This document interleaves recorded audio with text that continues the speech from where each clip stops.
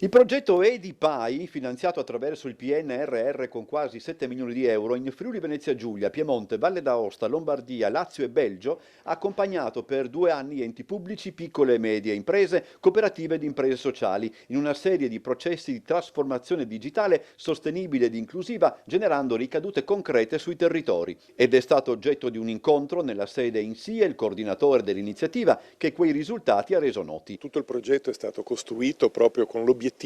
di creare qualcosa che resterà, quindi dare anche un senso a questi fondi PNRR che noi abbiamo usato proprio per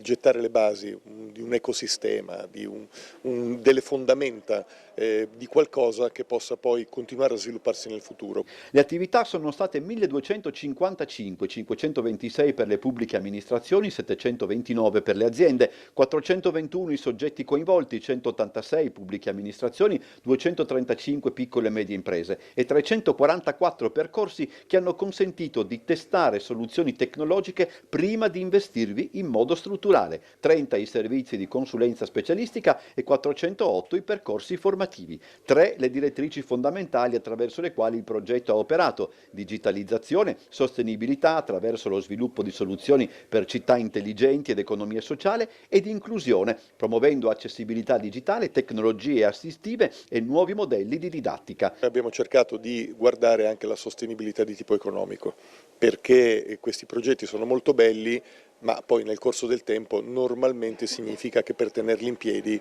banalmente devono essere pagati. E quindi abbiamo cercato qualcosa che fosse sostenibile anche da quel punto di vista, perché soprattutto parlo anche come rappresentante di un'azienda pubblica: nel momento in cui le pubbliche amministrazioni costruiscono qualcosa, poi nel tempo lo devono mantenere, deve essere per loro sostenibile. Quindi non sono stati degli esercizi fine a se stessi, ma avevano un obiettivo. Quindi noi, sulla base di quello che abbiamo costruito,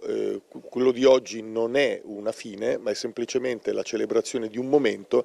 che rappresenta uno dei tanti momenti che quello che abbiamo costruito si continuerà a sviluppare in futuro. Nel corso dell'incontro sono stati forniti esempi precisi dell'utilizzo del progetto. Uno di questi lo ha raccontato il sindaco di Porcia, Marco Sartini. Noi nel 2023 abbiamo aperto il primo sportello unico del Friuli Venezia Giulia, dove i cittadini si relazionano con un unico ufficio, non girano più per la struttura, e da lì siamo partiti con questa idea che ha accolto in sé, ha sviluppato, e quindi li devo ringraziare per la capacità, la competenza che hanno messo in campo per fornire un nuovo servizio di risponditore automatico che usa l'intelligenza artificiale e capisce il linguaggio semantico, cioè capisce le necessità del cittadino, capisce anche i bisogni e lo stato emotivo, perché a volte risponde anche con dispiacere o con apprezzamento ad alcune domande.